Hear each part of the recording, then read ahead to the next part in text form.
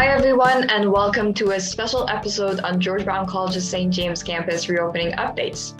So, after a temporary closure due to COVID and other unforeseen situations, we are excited to bring you some positive news. Our 200 King Street building is now open again. You can now go and explore the updated campus, improved facilities, and services available to you. And today I have with me Ashley Sullivan, who will introduce herself and let us know more about the updates. So, hi, Ashley. Welcome to the MyGBC podcast.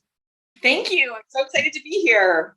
Of course. Thank you for coming in. We are very happy to have this conversation, and I'm sure you're going to give us a lot of updates that is going to make a lot of people excited.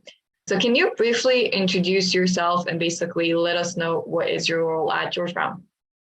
Great. So thank you. I'm so happy to be here to talk about the reopening of 200 King, specifically around the services and what students can expect about the new service delivery within 200 King, which we're really excited about. Firstly, my name is Ashley Sullivan, and I have worked at GBC for over 15 years now. I am the Associate Registrar of Registrarial Services and Student Experience.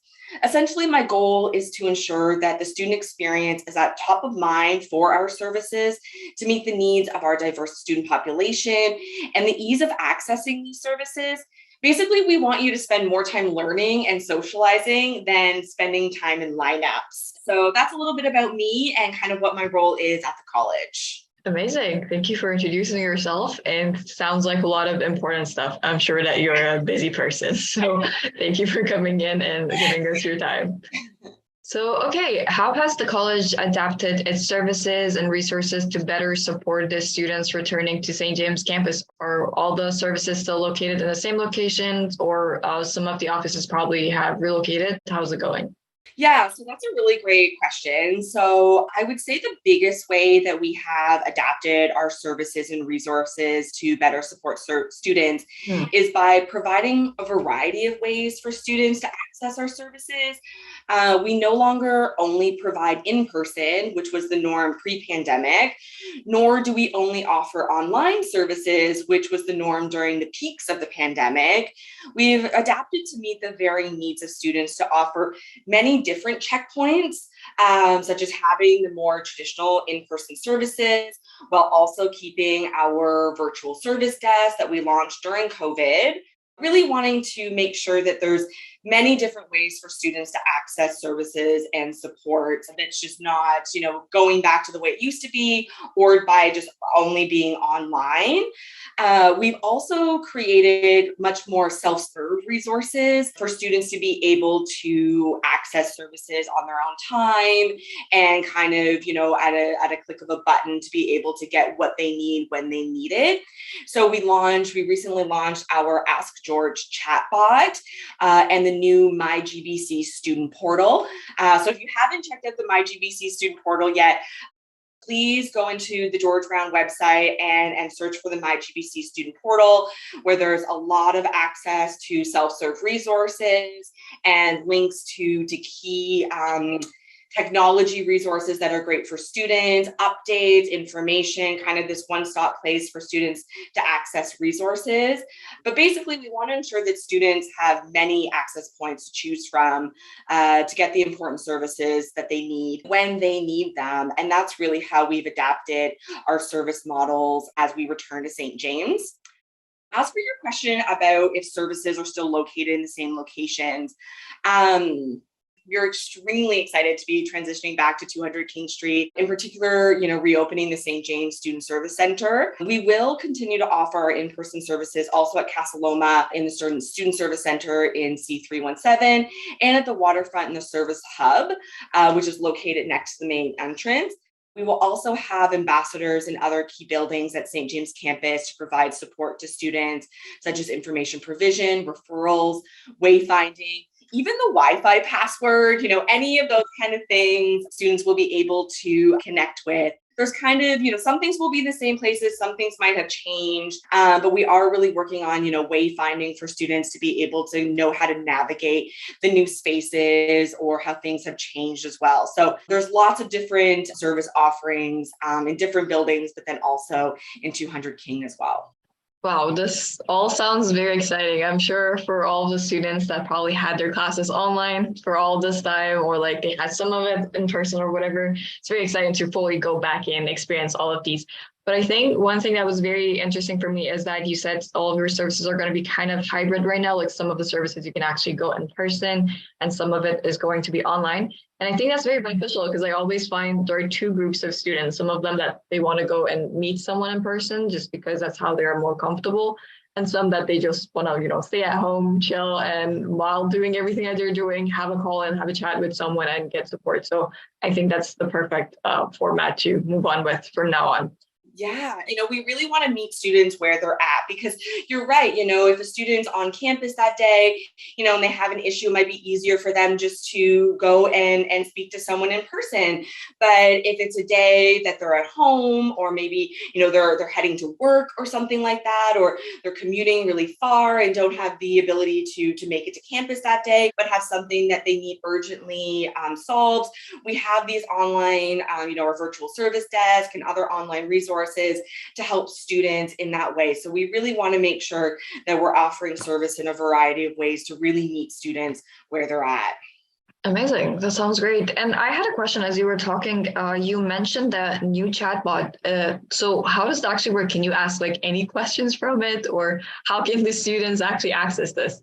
Yeah, so it's housed within our My GBC student portal. So when the students Okay. log in, the chatbot is there, and it's pulling from a knowledge base of, I don't know the number of questions that are in there, but many, many questions. Yeah. Students to be able to access a variety of questions about all sorts of different topics to get those answers to questions as soon as they can when they need them. So we're really, really excited about that. It just launched a couple weeks ago, and we really hope that that'll be able to, answer those questions for students right away. So it is available within the My GBC student portal. That's great. It sounds like a very dynamic kind of Q&A page, but like it actually responds to you. Like it's not like just a text that you're reading. It's a chatbot that is responding to you, which is Exactly. perfect. And yeah, so like the My GBC portal, I didn't know about that. That sounds very cool and very useful to a lot of people, I'm sure. So if you haven't checked that out, I definitely suggest that you go also check it out. I'm going to do it after this podcast because I didn't know about it either. So yeah, perfect. Thank you for bringing that up. And my next question is, many of our students have missed a vibrant campus life during the closure, of course. Are there any special events or activities planned to welcome students back and rebuild a sense of community? Yeah, so this is a really great question. And I'm very excited that 200 King is reopening for students because it's such a hub for student communities and student learning. This falls out of, my area of expertise in terms of kind of the events and the activities that will be planned. But we did connect with our colleagues in the student life and orientation team. And my colleague, Peter Koutsakaris, who is the orientation and transitions programs coordinator, provided me with kind of an overview of some of the things that will be happening in the next couple of weeks as we transition back. So the first thing is there's going to be campus days that will be happening August 29th to August 30th. There'll be giveaways, there'll be interactive DJs, snacks, campus tours, overviews of the different buildings and the services and the program areas. The Student Association will also be hosting frosh events, and we're bringing back the student festivals or the street festivals where they, shut down some of the streets around the campus and have a lot of fun things happening. So the waterfront will be taking place on September 5th.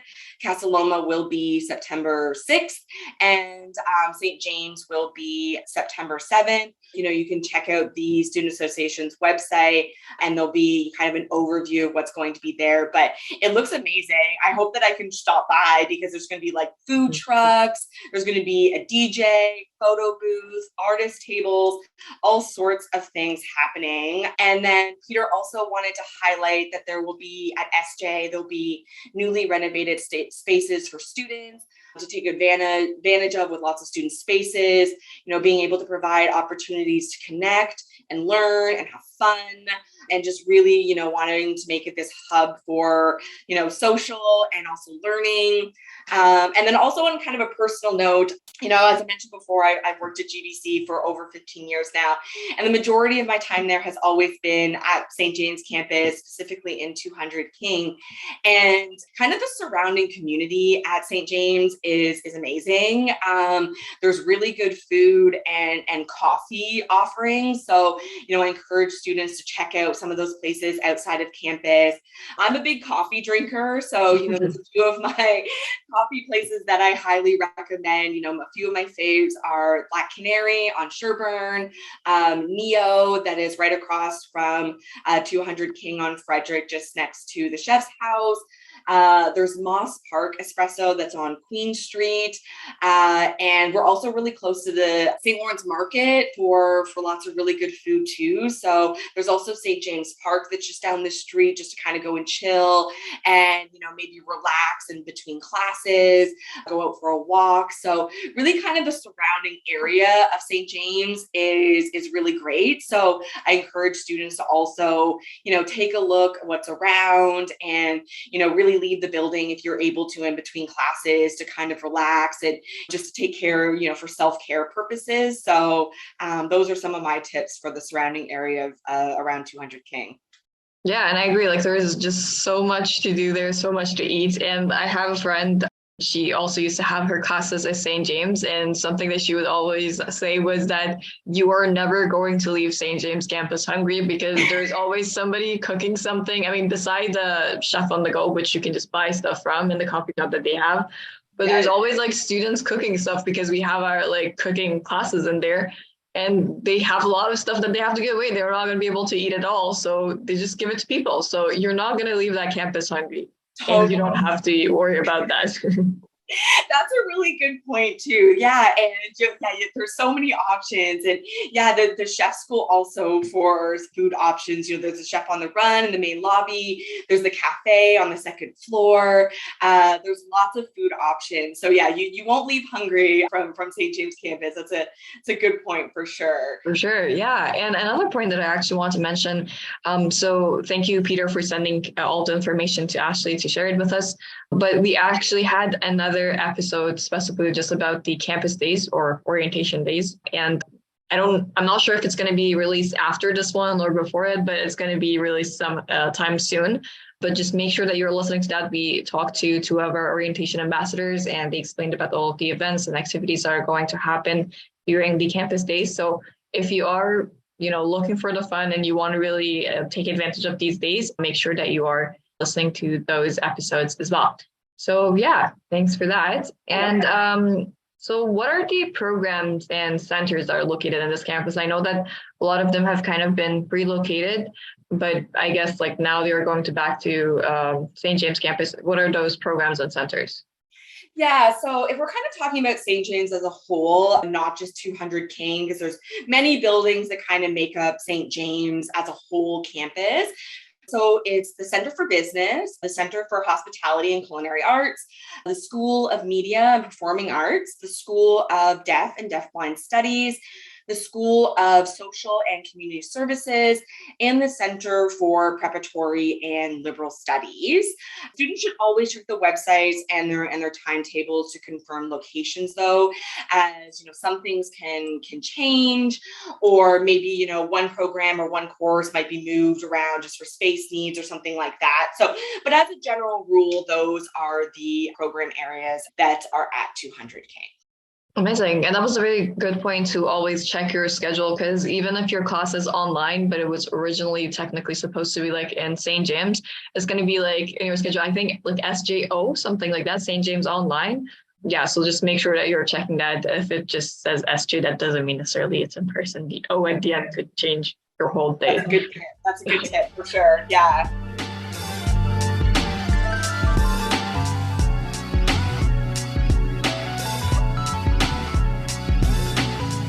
And I know that some of the students had to take online courses again or move to other campuses due to the closure. Will all of those programs continue normally as before, or are there any changes made? That's a really good question. Kind of similar to my point before, it will really depend on the individual program and also kind of the individual course. So much has changed in the past 2.5 years. We've adapted, we've pivoted, we found better ways of doing things. We've considered feedback from students and many things. So really students, similar to what I mentioned before, should really consult with their timetables for room and campus locations, as well as delivery methods. As you mentioned before, that was a really great tip. And then, check the GVC website for the most up-to-date information on locations. Students should also regularly check their GVC emails for any updates, and also, the learning management tool that will be utilized where faculty might send out notifications through as well. And kind of similar to what we were mentioning before, it's really a good idea to attend your academic orientations as well as the first class of the term for all of your classes, because students will really get information about each of their classes, each of their programs, what that looks like from a delivery method and things like that. So really it really depends on each program and individual course. So I can't really give kind of a blanket statement for that, but really just encourage students to refer to their timetables and stay up to date on information in their emails and in the learning management tool, messages from faculty and things like that to stay on top of that, because things can change or over the course of the first, as we transition back. So just trying to stay on top of that just in case there are any changes. Yeah, for sure. That's a great tip. And I'm sure if you are a returning student, you already have your email set up and everything. But if you are a student just starting in St. James campus or anywhere else, that was a very great point that Ashley brought up. You always have to make sure that you're setting up your email first if you're just starting, but also always make sure that you're checking it, because all the information from your professors, the school in general, or anything will be shared with you through your GVC email. So yeah, just make sure that you're doing that. Sorry, if I can just add to that, similar to what you were just saying, which I 100% agree with. I'm really glad that you brought that up. And students should be encouraged to use their GVC emails for any sort of correspondence with anyone at the college, whether it's us service providers or your faculty or academic areas.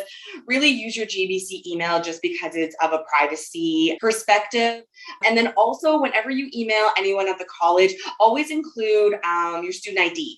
That's really helpful for anyone at the college, because if a student emails me and asks me a question, usually my first email back is, hey, can you provide me with your student ID so I can double check that I have the right student, and I really want to make sure that I'm communicating the correct information. So try and use your GVC email as much as you can, and then always include your GVC email or ID number when you're communicating with people at the college.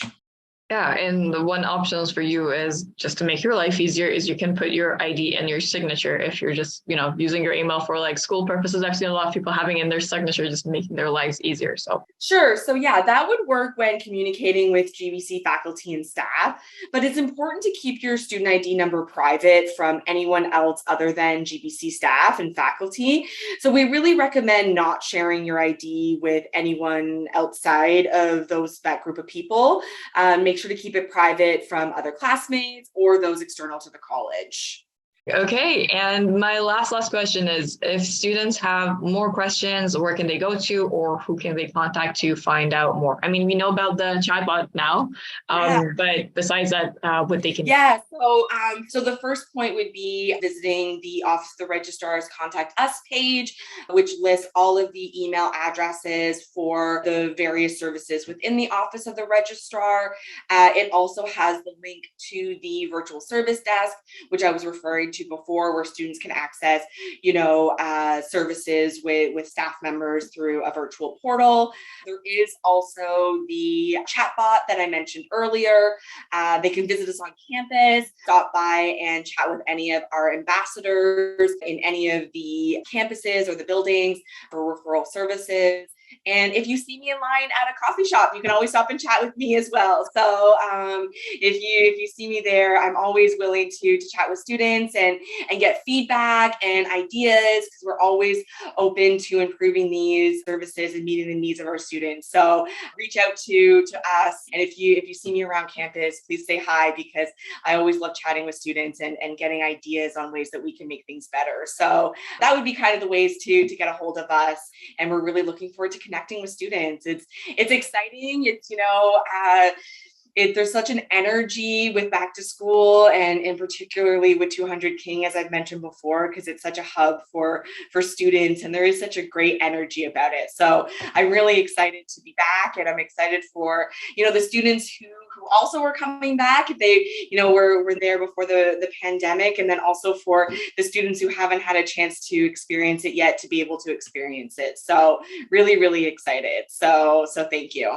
Of course, yeah. And now I'm very excited as well. I know we have almost a month left to start of the school. I mean, the orientation days are going to be a little bit sooner than that, but I'm very excited to go back. There's I don't know, I'm one of those students, and I'm sure a lot of other people are just like that. Just it's exciting. Why not? Let's go back to school. It's better than having a job and a lot of responsibilities, I guess.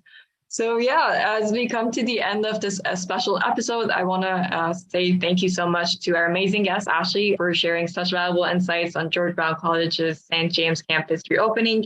And for our listeners, we hope you're as excited as we are about the bright future of the St. James campus and the endless opportunities you're going to have in that campus. So until next time, keep exploring, keep learning, and enjoy the campus days if you can, and take care. Goodbye, everyone. Thank you. Thank you.